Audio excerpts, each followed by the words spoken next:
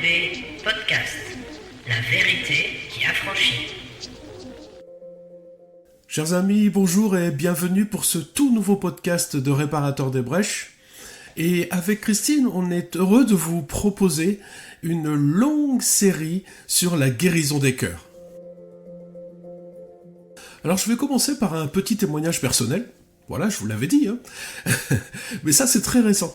Il y a quelques jours, j'ai fait un songe où, avec Christine, nous recevions du monde et on avait organisé un grand buffet et il y avait une grande table. Et sur cette table, il y avait un gros gâteau. Et il fallait, bien évidemment, pour que tout le monde en profite, le couper en petits morceaux. Et c'est ce que nous avons fait. Nous avons découpé tout ce grand gâteau en petits morceaux, de façon à ce que chacun puisse venir se servir et avoir sa part. Bien évidemment, on a tout de suite compris ce que voulait dire ce songe. C'était en rapport à ces podcasts que nous faisons, où nous allons diviser en petits morceaux, en petites émissions, ce gros sujet et ce long sujet qui est la guérison des cœurs. Mais avant toute chose, si vous le voulez bien, on va voir un petit peu le côté pratique de ces podcasts. On va en parler une fois et puis je pense que ça sera fini. C'est que je sais que certains aiment les versets avec les références et d'autres beaucoup moins. Tout au moins les références. Ça alourdit un petit peu l'écoute. Alors, je vous propose de ne pas donner les références ou très peu de références pendant ces émissions, mais par contre, je vais mettre en lien une version écrite de tout ce qui est dit durant ce podcast, avec en plus les versets bibliques et leurs références. La guérison des cœurs va être une longue série de podcasts. Donc j'ai divisé ce thème en 3 parties que l'on va appeler des saisons. Il y aura donc 3 saisons. La première sera sur l'identification de la blessure. C'est-à-dire que nous allons mettre des mots, M-O-T-S, sur les mots, M-A-U-X, et que l'on va essayer de comprendre le cheminement de la blessure en nous et comprendre ce que cette blessure a semé dans notre âme.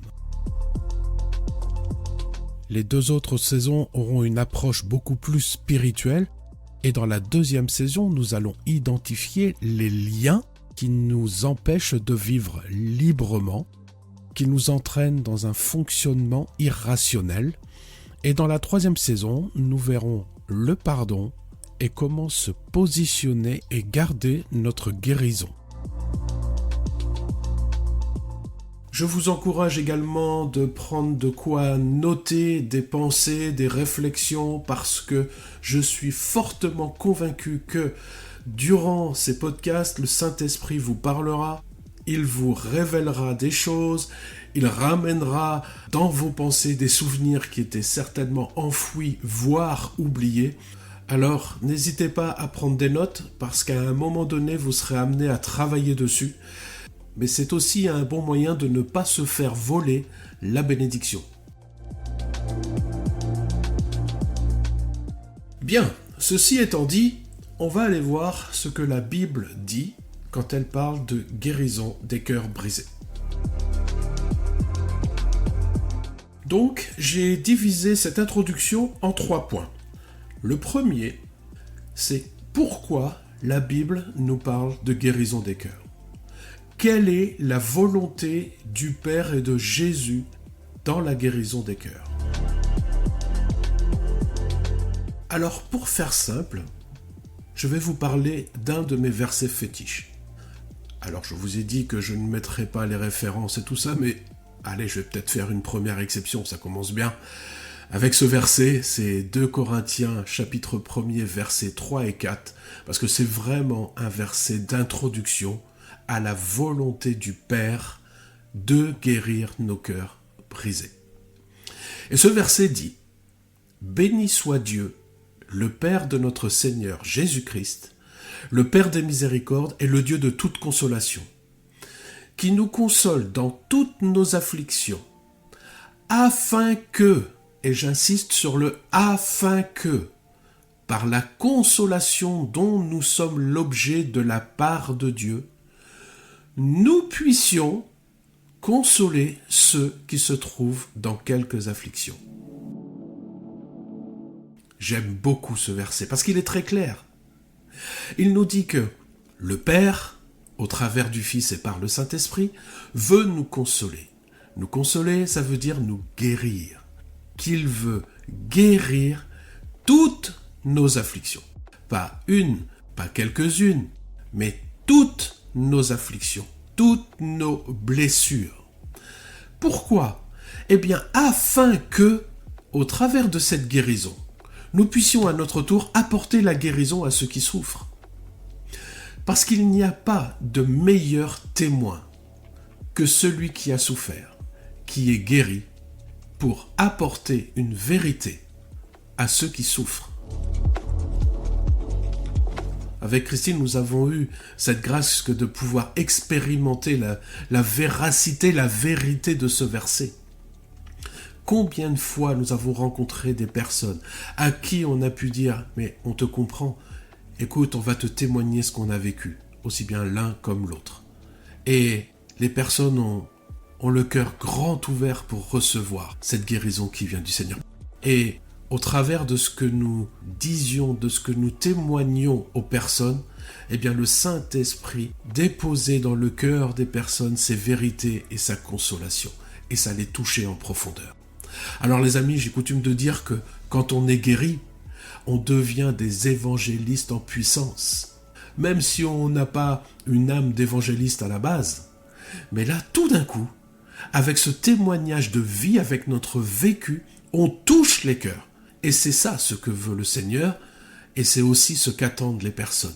Moins de blabla, et plus d'actions vécues, et plus de vérité de l'action de Dieu dans le cœur des personnes. Le deuxième point que j'aimerais aborder, c'est ce qu'est la guérison des cœurs selon la Bible. Alors la guérison des cœurs, ça n'est pas, comme on l'a malheureusement souvent entendu, ça n'est pas oublier ou enterrer la blessure. Mais, écoutez bien les amis, c'est ôter les souffrances qui sont attachées au souvenir et non pas ôter le souvenir. Je vais encore vous apporter un témoignage personnel. À l'époque où c'est arrivé, cette petite histoire, j'aurais jamais cru que je l'aurais autant témoigné. Alors tous ceux qui nous ont entendus, qui sont venus faire des séminaires, vous connaissez cette petite histoire, ça va être un petit peu redondant pour vous, mais c'est pas grave parce que je sais que beaucoup n'ont pas entendu cette histoire et elle explique très bien ce que Jésus veut nous donner quand il parle de guérison des cœurs. Alors, mon histoire, elle est très simple. J'ai sur le pouce gauche une cicatrice qui fait environ 1 centimètre. Je vais vous donner tous les détails pour que vous compreniez bien que je n'ai rien oublié. J'étais gamin, j'avais, 7, 8, 9 ans, l'âge, peu importe. Mais je me rappelle très bien où ça s'est passé. Et nous faisions des courses avec ma mère dans un magasin Shopee. Et elle me demande d'aller chercher une bouteille de bière. Pour les plus anciens, ça va vous rappeler quelque chose de la marque Valstar, marque qui n'existe plus. Mais encore une fois, c'est juste pour appuyer sur les souvenirs que j'ai. Et lorsque je vais chercher cette bouteille, il y avait posé sur la bouteille un petit morceau de verre en triangle. Et prenant la bouteille avec mon pouce gauche, je fais un mouvement de la droite vers la gauche pour enlever, ou pensant enlever ce morceau de verre. Je vous rappelle, j'étais gamin, d'accord ? Et forcément, ce qui devait arriver arriva. Je me suis bien entaillé le pouce. Et comme on sait, eh bien, le pouce, ça saigne bien. Je vous laisse imaginer la panique dans le magasin. Il n'y avait pas grand monde, ça je m'en rappelle. Mais il y avait ceux qui travaillaient. Il y a ma mère qui me voit arriver avec la main en sang. Forcément, je pleure parce que ça fait mal. Mais tout ça pour dire que aujourd'hui, avec le recul, je peux vous témoigner de toute cette histoire. Je me rappelle que ça m'a fait mal. Je me rappelle que ça m'a fait très mal, je me rappelle la situation, les petits détails. Mais aujourd'hui, je n'en souffre plus. Et je peux même appuyer sur la cicatrice sans que ça soit douloureux. Donc, aujourd'hui, à l'instant T, au moment présent, je suis capable de me retourner sur mon passé, sur un moment douloureux de mon passé, et pouvoir y faire face, et même en témoigner facilement, sans que ça me fasse souffrir encore. Je pense que vous avez compris le concept. C'est ce que veut faire Jésus avec vos blessures. Il veut que par le Saint-Esprit, vous soyez consolés dans votre souffrance, de façon à ce que vous puissiez vous retourner sur ce passé difficile, qui peut-être jusqu'à présent vous posait un problème et que vous ne souhaitiez même plus en parler, vous vous êtes mis debout dessus, vous l'avez oublié. Mais c'est pas ce que veut le Seigneur. Le Seigneur ne veut pas effacer notre passé. Nous avons une vie et il veut que nous nous servions de cette vie passée qui est passée par le crible de sa guérison pour pouvoir apporter à notre tour un témoignage de guérison à ceux qui souffrent. Voilà la vérité.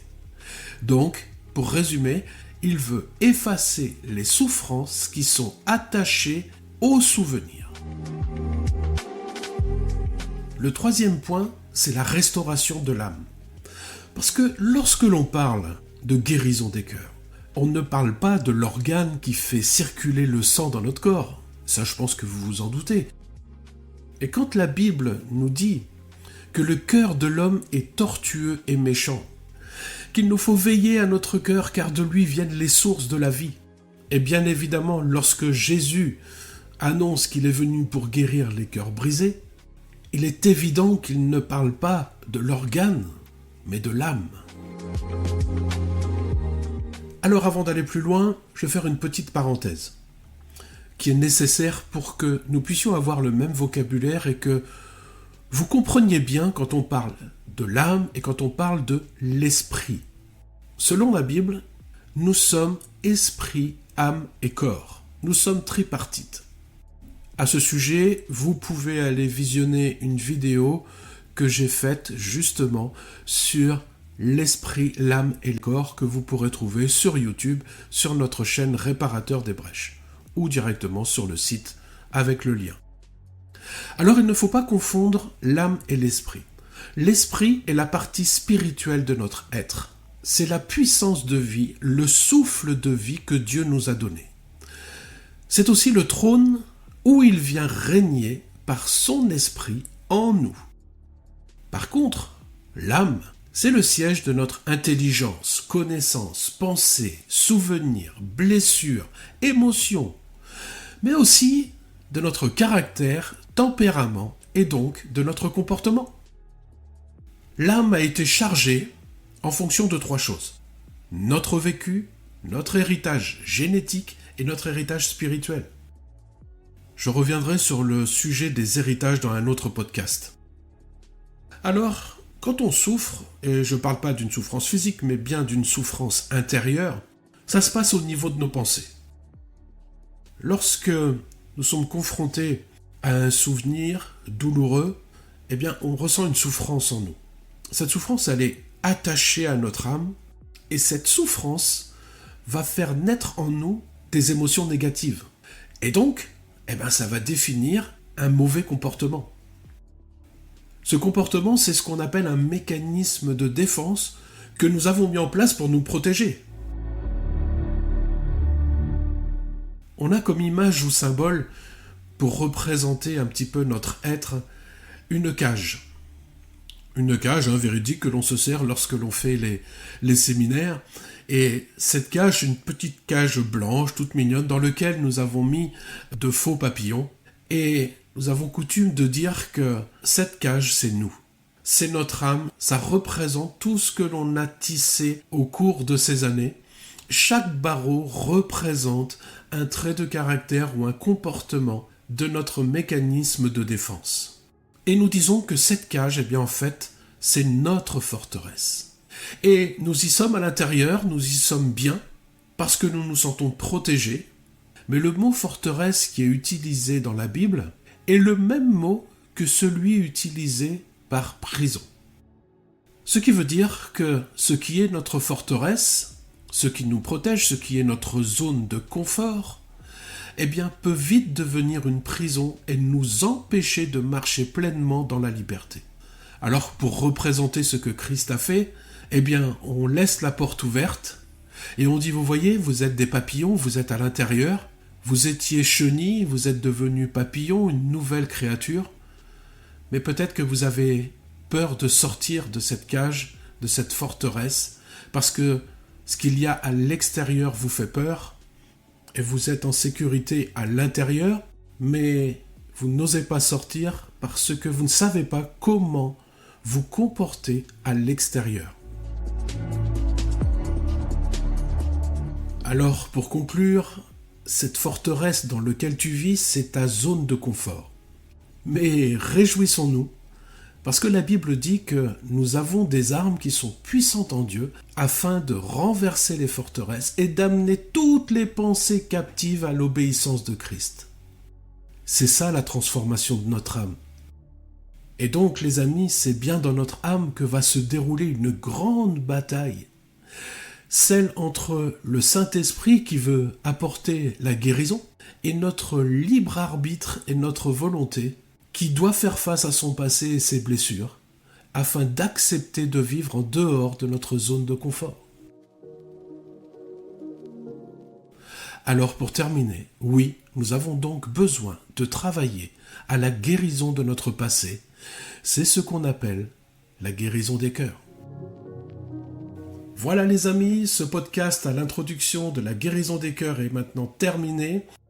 Et vous pouvez nous retrouver sur notre site internet www.réparateurdesbrèches tout en minuscules au pluriel et attaché.fr et vous pouvez nous contacter via notre adresse mail réparateurdesbrèches tout en minuscules au pluriel et attaché @gmail.com. Je vous embrasse les amis dans notre Seigneur Jésus-Christ avec tout mon amour. À très bientôt.